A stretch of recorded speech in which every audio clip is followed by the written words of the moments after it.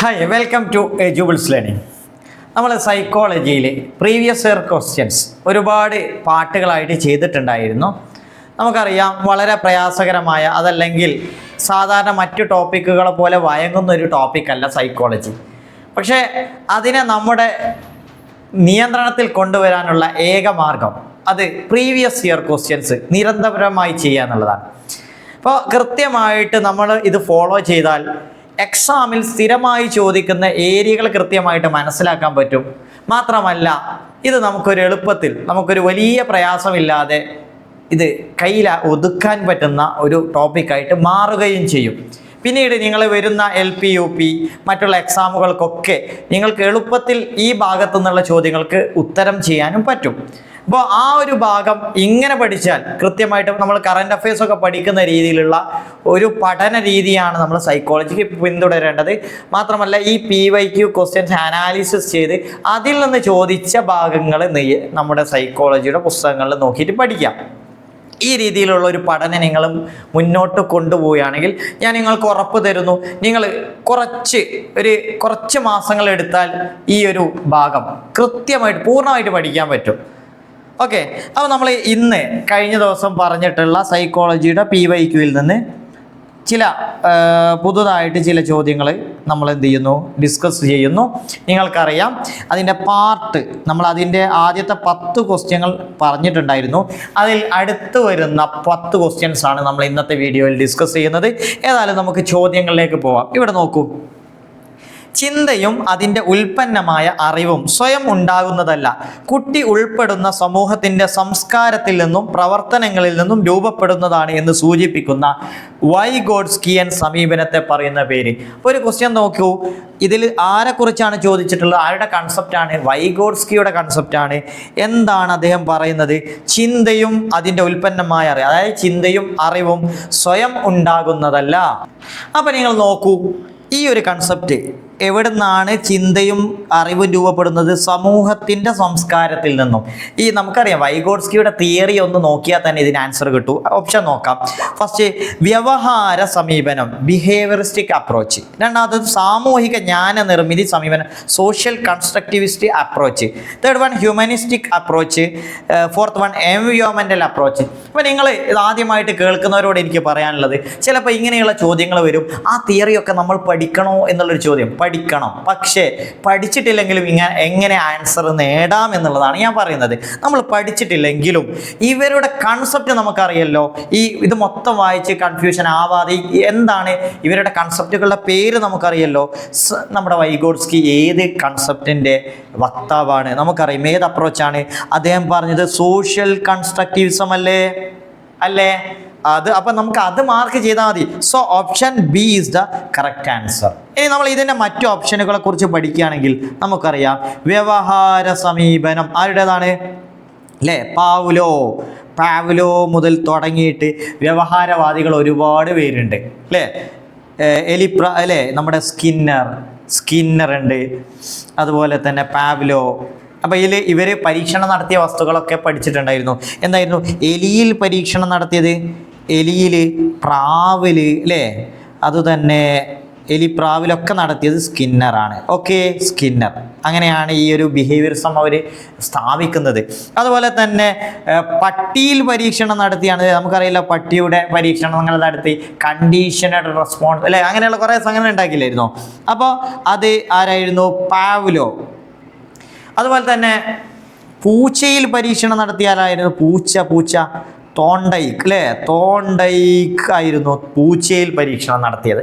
So നിങ്ങൾക്കറിയാം ഈ ഭാഗങ്ങളൊക്കെ ബിഹേവിയറിസ്റ്റിക് ആയിരുന്നു. പിന്നെ നമുക്ക് ഹ്യൂമനിസ്റ്റിക്, എൻവയോൺമെൻ്റൽ അപ്രോച്ച് എന്നൊക്കെ പറയുന്ന പ്രധാനപ്പെട്ട ഏരിയകൾ നമുക്ക് പറയാം. പിന്നെ കാൾ റോജേഴ്സിനെ പോലെയുള്ള ഹ്യൂമനിസത്തിൻ്റെ ഭാഗത്തുള്ള ആളുകളുണ്ട്. ഇനി അടുത്ത ക്വസ്റ്റ്യൻ നോക്കൂ, താഴെ പറയുന്നവയിൽ ഏതു തരം ചോദ്യങ്ങളാണ് ഒരു വ്യക്തിയുടെ ഭാഷാ സ്വാധീനത്തെയും വായനയുടെ ആഴത്തെയും ആശയാവതരണത്തെയും അളക്കാൻ സഹായിക്കുന്നത്? അപ്പോൾ ഇത് ചോദ്യങ്ങളെക്കുറിച്ചുള്ളൊരു അല്ലേ പലതരം ക്വസ്റ്റ്യൻസ് ഉണ്ട്. അതായത് ഷോർട്ട് ആൻസർ ടൈപ്പ് ക്വസ്റ്റ്യൻസ് ഉണ്ട്, എസ്സേ ടൈപ്പ് ഉണ്ട്, മൾട്ടിപ്പിൾ MCQ നമ്മളൊക്കെ ചെയ്ത് പഠിക്കുന്ന, അതുപോലെ ഒബ്ജക്റ്റീവ് ടൈപ്പ് ക്വസ്റ്റ്യൻസ് ഉണ്ട്. ഇതിലേതാണ് കുട്ടിയുടെ വായനയുടെ ആയം, ഡെപ്ത് ഓഫ് റീഡിങ് അല്ലേ, അതുപോലെ തന്നെ സിസ്റ്റമാറ്റിക് പ്രസൻറ്റേഷൻ ഓഫ് ഐഡിയാസ്, ആശയങ്ങൾ വളരെ സിസ്റ്റമാറ്റിക് ആയിട്ട് എന്ത് ചെയ്യുക, അവതരിപ്പിക്കുക, പ്രസൻറ്റ് ചെയ്യാൻ പഠിക്കുന്നതൊക്കെ ഏത് രീതിയിലുള്ള ക്വസ്റ്റ്യൻസിലൂടെ നമുക്ക് മനസ്സിലാവുക. നമുക്കറിയാം അത് ഏത് തന്നെയാണ്, ദീർഘോത്തര ചോദ്യങ്ങൾ, അതല്ലെങ്കിൽ എസ്സേ ടൈപ്പ് ക്വസ്റ്റ്യൻസ് ആണ്. അപ്പോൾ കൃത്യമായിട്ട് അത് മനസ്സിലാക്കാൻ പറ്റുന്നത് എസ്സേ ടൈപ്പ്. അടുത്ത ക്വസ്റ്റ്യൻ നോക്കൂ, എറിക് എറിക്സന്റെ വളരെ ഇമ്പോർട്ടൻ്റ് ആയിട്ടുള്ളൊരു ടോപ്പിക്കാണ് എറിക് എറിക്സൺ. നിങ്ങളൊക്കെ ഓർത്തിരിക്കണം എറിക്സന്റെ സിദ്ധാന്തങ്ങൾ. മനോസാമൂഹ്യ വികാസ സിദ്ധാന്തത്തിൽ അദ്ദേഹത്തിൻ്റെ സൈക്കോ സോഷ്യൽ ലേണിംഗ് തിയറി എന്ന് പറയുന്നുണ്ട്. അതിൽ 6 വയസ്സ് മുതൽ 12 വയസ്സ് വരെയുള്ള കുട്ടികളുടെ വികാസഘട്ടത്തിന് നൽകിയിരിക്കുന്ന പേര്. ഇതിൽ ഈ ക്വസ്റ്റ്യൻസ് വളരെ ഇമ്പോർട്ടൻ്റ് ആണ്. നിങ്ങൾ ഉറപ്പായിട്ടും കേട്ടറ്റ് എക്സാമിന് ചോദിക്കാൻ സാധ്യതയുള്ള ഒരു 90% സാധ്യതയുള്ള ഒരു ചോദ്യമാണ്. ഇതിൽ നിങ്ങൾ പഠിക്കേണ്ടത്, ഇതിൽ ചോദ്യം 6 വയസ്സ് മുതൽ 12 വയസ്സ് വരെയുള്ള കുട്ടിയുടെ ആ ഒരു ഘട്ടത്തിനൊരു പേരുണ്ട്, വികാസഘട്ടത്തിൻ്റെ. അത് ഏതാണ്? വിശ്വാസം, അവിശ്വാസം, trust versus mistrust, autonomy versus shame, initiative versus guilt, industry versus inferiority. ഏതാണത്? 6 വയസ്സ് മുതൽ ഇൻഡസ്ട്രി വിയസ് ഇൻഫീരിയോറിറ്റി. ഓക്കെ, ഊർജ്ജസ്വലത അല്ലെങ്കിൽ അപകർഷത എന്ന് പറയും. ക്ലിയർ ആയിട്ടുണ്ടോ? ഇതിൽ ഏറ്റവും ആദ്യം ഒരു കുട്ടി 1.5 വയസ്സ് വരെ ഉണ്ടാവുന്നത്, 1.5 വയസ്സ് വരെ ആദ്യത്തെ ട്രസ്റ്റ് വിയസ് മിസ്ട്രസ്റ്റ്. ഇവിടെയാണ് ആ കുട്ടിയിൽ അല്ലേ, അമ്മയുമായിട്ടാണ് ആ കുട്ടി ആ സമയത്ത് കൂടുതൽ ബന്ധം സ്ഥാപിക്കുന്നത്. പല കാര്യങ്ങളിലും അവൻ്റെ ആഗ്രഹങ്ങൾ നമ്മൾ പരിഗണിക്കുമ്പോൾ മാത്രം അവനിൽ ട്രസ്റ്റ് രൂപപ്പെടുന്നു അല്ലേ, അല്ലെങ്കിൽ അവനെ മിസ്ട്രസ്റ്റ് ആയിട്ട് മാറുന്നു. ആ 1.5 വയസ്സ് മുതൽ 3 വയസ്സ് വരെയാണ് അടുത്ത ഘട്ടം. അപ്പോൾ അടുത്ത ഘട്ടത്തിൻ്റെ പ്രത്യേകത നമുക്കറിയാം. 3 വയസ്സ് വരെ ഓട്ടോണമി വിയസ് ഷെയിം. ആ സമയത്ത് അവൻ ഒരു സ്വാശ്രയത്വത്തിന് വേണ്ടിയിട്ട് ശ്രമിക്കും അല്ലേ, എന്നിട്ട് അല്ലെങ്കിൽ അവനിൽ എന്ത് ചെയ്യും, ജാള്യത, ഷെയിം രൂപപ്പെടുന്ന സമയമാണ്. ഓക്കെ, ഇനി അടുത്തതാണ് 3 വയസ്സ് മുതൽ 6 വയസ്സ് വരെയുള്ള 3ാമത്തെ ഘട്ടം. അവിടെ സംഭവിക്കുന്നത് ഇനീഷ്യേറ്റീവ് ഗിൽറ്റ്, അതല്ലെങ്കിൽ മുൻകൈയെടുക്കുക. ഇത് നമ്മൾ പലപ്പോഴും പറയാം 3 മുക്കുറ്റി. ഒരു പാട്ട് കേട്ടില്ല നിങ്ങൾ? 3 മുക്കുറ്റി 4 നാരങ്ങ. അപ്പൊ ഈ 3 മുക്കുറ്റി ഒന്ന് ആലോചിച്ചാൽ മതി. 3ാമത്തെ വയസ്സിൽ അവന് മുൻകൈയെടുക്കുന്നു. ക്ലിയർ അല്ലേ? മുൻകൈയെടുക്കുന്നു. ഈ കോഡൊന്ന് പഠിച്ചു വെക്കണേ. അപ്പോൾ മുൻകൈയെടുക്കുക, ഇത് പലപ്പോഴും ക്വസ്റ്റ്യനിൽ വരുന്നതാണ്. അത് നമ്മൾ ഒഴിവാക്കിയാൽ ബാക്കിയുള്ളതൊക്കെ ഏകദേശം കിട്ടും. പിന്നെ ലാസ്റ്റ് നമ്മൾ പറഞ്ഞു ഇൻഡസ്ട്രി വിയസ് 6 വയസ്സ് മുതൽ 12 വയസ്സ് വരെ. ഇനി നമ്മൾ മനസ്സിലാക്കുക, അടുത്ത ഘട്ടം പഠിക്കാൻ എളുപ്പമാണ്. നമുക്കറിയാം 12 വയസ്സ് മുതൽ 18 വയസ്സ് നമ്മൾ എപ്പോഴും പറയാറുണ്ട്. അത് ഏത് ഘട്ടമാണ്? അത് കുട്ടികളൊക്കെ കൗമാരത്തിൻ്റെ ഘട്ടമാണ്. ആ സമയത്ത് കുട്ടികളിൽ എന്താ ഉണ്ടാവുന്നത്?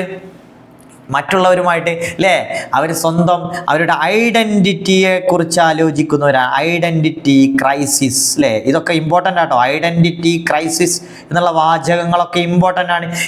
ഇതൊക്കെ കൗമാരവുമായി ബന്ധപ്പെട്ടാണ്. ഐഡൻറ്റിറ്റി ക്രൈസിസ് രൂപപ്പെടുന്നത് ആ സമയത്താണ് അല്ലേ. പിന്നെ 18 വയസ്സ് മുതൽ ഏകദേശം ഒരു 35-40 വയസ്സ് വരെയുള്ള സമയത്താണ് ഇവരിൽ എന്ത് വരുന്നത്? ഇൻറ്റിമസി വളരെ ദീർഘമായൊരു ഘട്ടമാണ് ഇൻറ്റിമസി എന്നുള്ള ഘട്ടം വരുന്നത്. പിന്നെ അവസാനത്തെ 40 വയസ്സ് മുതൽ 60 വയസ്സ് വരെയുള്ള ഘട്ടമാണ് ഇൻറ്റഗ്രിറ്റി. ഓക്കെ, ആ ഒരു അല്ലേ ജീവിതത്തിൽ ഈ ഓരോ ഘട്ടങ്ങളും നിങ്ങൾ പഠിച്ചു വെക്കണം. നമ്മൾ അനാലിസിസ് ചെയ്യുമ്പോൾ ഞാൻ എപ്പോഴും പറയാറുണ്ട്, ഈ ചോദ്യം നിങ്ങൾ പഠിച്ചു വെക്കണം. ഉറപ്പായിട്ടും പഠിച്ചോളൂ.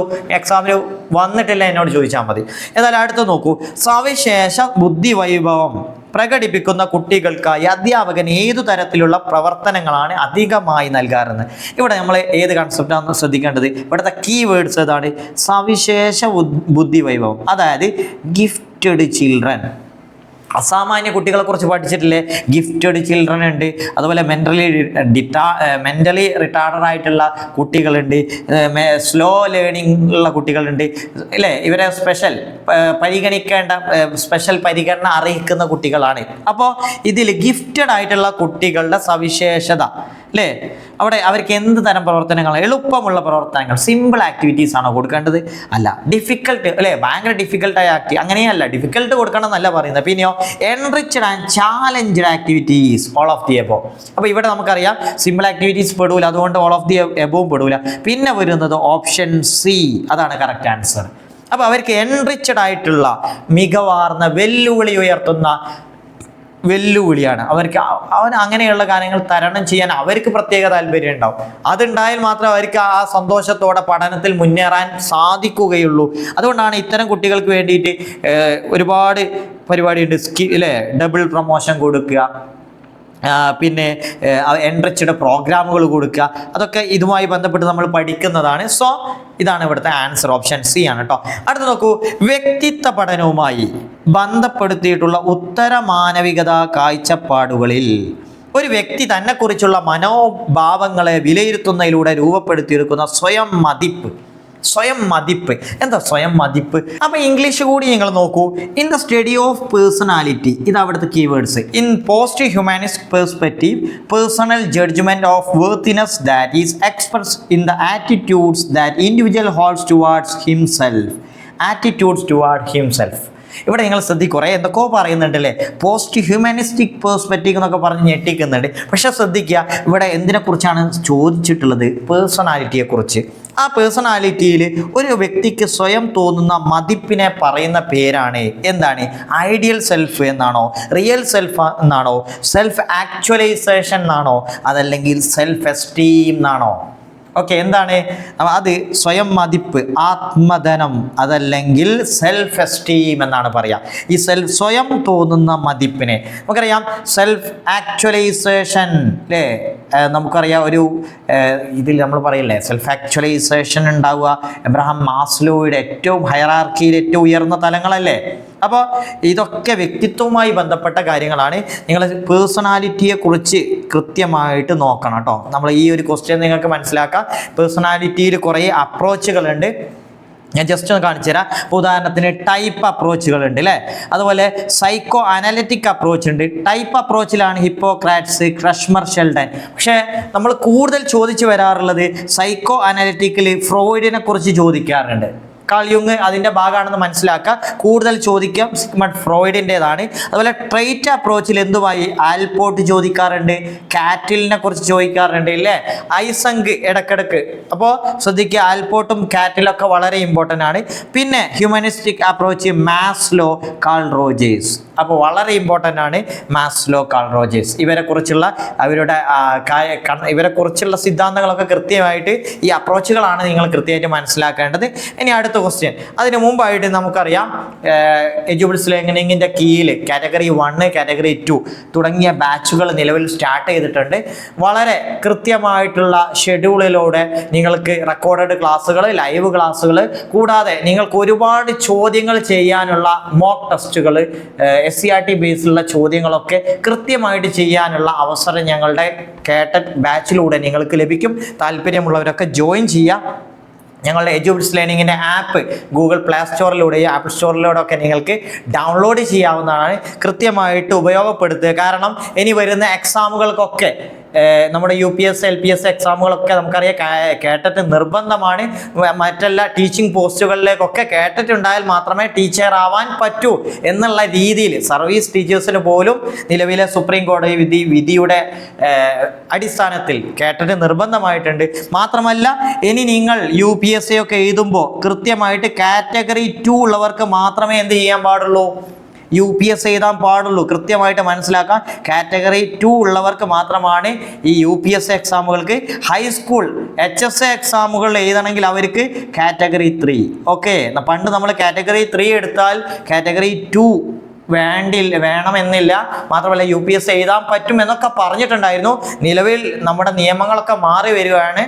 തീർച്ചയായും അത് കൃത്യമായിട്ട് മനസ്സിലാക്കി പെട്ടെന്ന് തന്നെ പഠനം തുടങ്ങാൻ. നിങ്ങൾക്കറിയാം ഇനി വരുന്ന എക്സാം ഫെബ്രുവരിയിൽ തന്നെ നമുക്ക് പ്രതീക്ഷിക്കാം.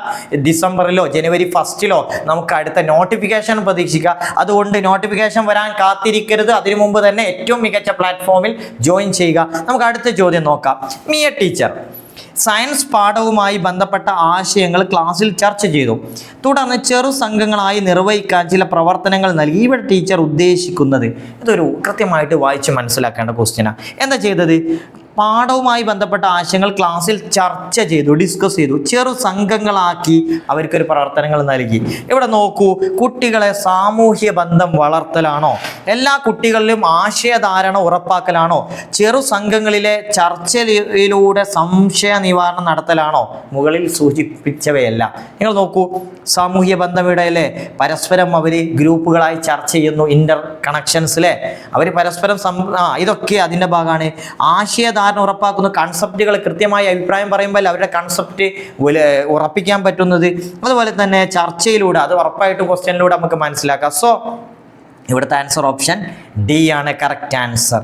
അടുത്ത ക്വസ്റ്റ്യൻ നോക്കൂ, 16ാമത്തെ ചോദ്യം കഴിഞ്ഞു. 17 പഠനത്തിലൂടെ നേടിയ ആശയങ്ങളും ധാരണകളും സ്വയം വിമർശനാത്മകമായി പരിശോധിക്കുകയും മാറ്റങ്ങൾ ഉൾക്കൊള്ളുകയും ചെയ്യുന്ന ഒരു വിലയിരുത്തൽ രീതിയുണ്ട്. അതറിയപ്പെടുന്നത് എന്താണ് എന്ന് പറഞ്ഞാൽ ആശയങ്ങളും ധാരണകളും സ്വയം വിമർശനാത്മകമായി പരിശോധിക്കുന്നു. എന്താ? ഇംഗ്ലീഷ് നോക്കൂ. The ideas and concept acquired through learning are critically examined by the learner and changes are acquired. അപ്പോൾ ഒരു കുട്ടി തന്നെ അവൻ്റെ പഠനത്തെക്കുറിച്ച് കൃത്യമായിട്ട് മനസ്സിലാക്കുക എന്ന് പറഞ്ഞാൽ അവിടെ എന്താണ് നടക്കുന്നത്? സെൽഫ് അസസ്മെൻ്റ് ആണോ, അസസ്മെൻ്റ് ആസ് ലേണിംഗ് ആണോ, അസസ്മെൻ്റ് ഓഫ് ലേണിംഗ് ആണോ, അസസ്മെൻ്റ് ഫോർ ലേണിംഗ് ആണോ? ഇവിടെ നടക്കുന്നത് അസസ്മെൻ്റ് ആസ് ലേണിംഗ്. കുട്ടി തന്നെ വിലയിരുത്തൽ തന്നെ പഠനം. വളരെ ഇമ്പോർട്ടൻ്റ് ആട്ടോ ഈ ഏരിയ. ഇവിടെ ഈ രണ്ട് കാര്യങ്ങൾ, അസസ്മെൻറ്റ് ഫോർ ഓഫ് ലേണിങ്ങും അസസ്മെൻറ്റ് ഫോർ ലേണിംഗ് പലപ്പോഴും മാറിപ്പോവാറുണ്ട്. അസസ്മെൻറ്റ് ഓഫ് എന്ന് പറഞ്ഞാൽ നമുക്കറിയാം അത് സമ്മേറ്റീവ് അസസ്മെൻ്റ് ആണ് അല്ലേ. ഒരു വാർഷിക പരീക്ഷയ്ക്ക് നമുക്ക് എന്തിനു ഉദാഹരണമായിട്ട് പറയാം? സമ്മേറ്റീവ്. നമ്മൾ പഠിച്ച ഭാഗങ്ങൾ അസസ് ചെയ്യാണ്, അത് എൻഡിൽ നടക്കുന്നതാണ് സമ്മേറ്റീവ്. എന്നാൽ പഠനത്തിനിടക്ക് നടത്തുന്ന ടീച്ചറും കുട്ടിയും കൂടെ അല്ലേ നടത്തുന്ന വിലയിരുത്തൽ അസസ്മെൻറ്റ് ഫോർ ലേണിംഗ്. ഇത് നമ്മൾ ഫോർമാറ്റീവ് എന്ന് പറയും. ഫോർമാറ്റീവ് അല്ലേ, formative continuous and comprehensive evaluation നമ്മൾ പഠിച്ചില്ലേ, CCE. ഇങ്ങനെയുള്ള കാര്യങ്ങളൊക്കെ ഫോർമാറ്റീവ് അസസ്മെൻറ്റിൻ്റെ ഭാഗമാണ്. ഇങ്ങനെ ഒരുപാട് കാര്യങ്ങൾ പറഞ്ഞു പോയിട്ടുണ്ടാവും. ഇതൊക്കെ വളരെ ഇമ്പോർട്ടൻ്റ് ആയിട്ട് തന്നെ നോക്കേണ്ടതാണ്. കാരണം എക്സാമുകൾ പല വർഷങ്ങൾ ചോദിക്കുന്നത് ഇതൊക്കെ അതിൽ വന്നിട്ടുള്ള കാര്യങ്ങൾ. അതുകൊണ്ടാണ് ഞാനത് കൃത്യമായി പറഞ്ഞിട്ടുള്ളത്. അടുത്ത നോക്കൂ, വികാസത്തെ സംബന്ധിച്ച് ശരിയല്ലാത്ത പ്രസ്താവന ഏത്? വികാസം പരിപക്വനത്തെയും പഠനത്തെയും ആശ്രയിക്കുന്നു. എന്താണ് പരിപക്വനം എന്ന് പറഞ്ഞാൽ? മെച്ചുറേഷൻ അല്ലേ. അതുപോലെ തന്നെ ലേണിങ്ങിനെയും ആശ്രയിക്കുന്നു. ശരിയല്ലേ? ശരിയാണ്. വികാസം വളർച്ചയിലൂടെ മാത്രമേ സാധ്യമാകുകയുള്ളൂ. വളർച്ചയിലൂടെ മാത്രമാണ്. ഒരാൾ വലുതാകുമ്പോൾ മാത്രമേ ഒരാൾ അല്ലേ അയാൾക്ക് വളർച്ചയില്ലാന്ന്, ഗ്രോത്ത് ഇല്ലാന്ന് വിചാരിക്കും. അങ്ങനെ ആകുമ്പോൾ വികാസം ഉണ്ടാവില്ല? ഉണ്ടാവും. സോ അത് തെറ്റാണ് അല്ലേ. വികാസം ഗുണാത്മകമാണ്. യെസ്, ക്വാളിറ്റേറ്റീവ് ആണ് അല്ലേ. നമുക്കറിയാം വികാസം ഡെവലപ്മെൻറ്റ് ക്വാളിറ്റേറ്റീവ് ആണ്, ഗ്രോത്ത് എന്താണ്? ക്വാണ്ടിറ്റേറ്റീവ് ആണ്. വികാസ ഘട്ടങ്ങൾ പരസ്പരം ബന്ധപ്പെട്ട് developmental factors are inter related. ഇത് പരസ്പരം ബന്ധപ്പെട്ട് കിടക്കുന്നതാണ്. സോ ഇതുമായി ശരിയല്ലാത്തത് option B is the correct answer.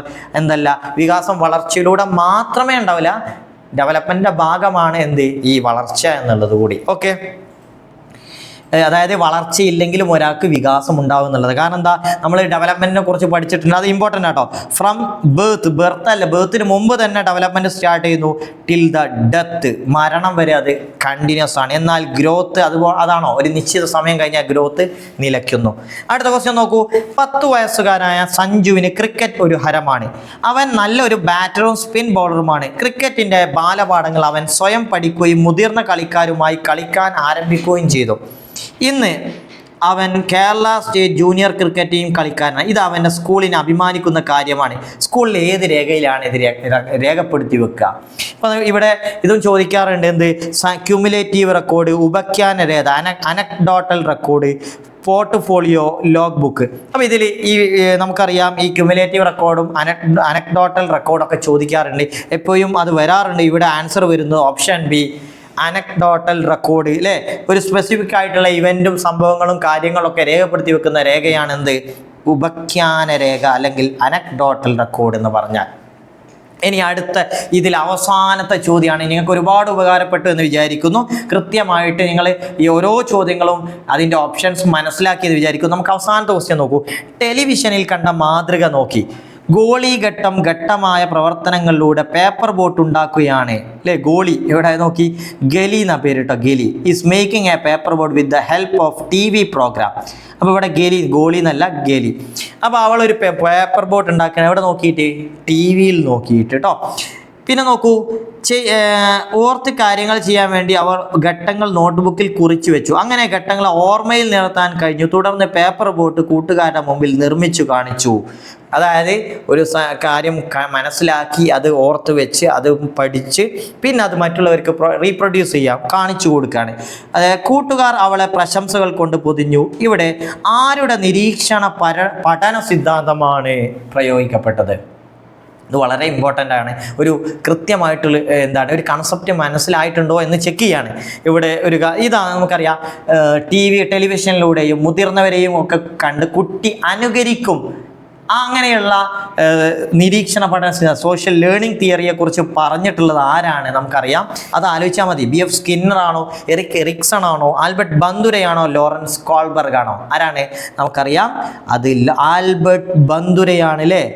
Albert ബന്ദുരയാണ്. So ഇത് വളരെ ഇമ്പോർട്ടൻ്റ് ആയിട്ടുള്ളൊരു ചോദ്യമാണ്. ബന്ദുരയെ കുറിച്ച് അദ്ദേഹത്തെ എന്താണ് പറഞ്ഞിട്ടുള്ളത്, അദ്ദേഹം ഏത് തിയറിയുടെ വക്താവാണ് എന്ന് കൃത്യമായിട്ട് നോക്കാം. സോ ഇന്ന് 10 ചോദ്യങ്ങൾ നമ്മൾ ഡിസ്കസ് ചെയ്തു. ഞാൻ പറഞ്ഞ കാര്യങ്ങളൊക്കെ നിങ്ങൾ അടിവരയിട്ട് തന്നെ പഠിക്കുക. ഇനിയുള്ള അടുത്ത ഭാഗത്തിന് വേണ്ടി കാത്തിരിക്കുക. Thank you.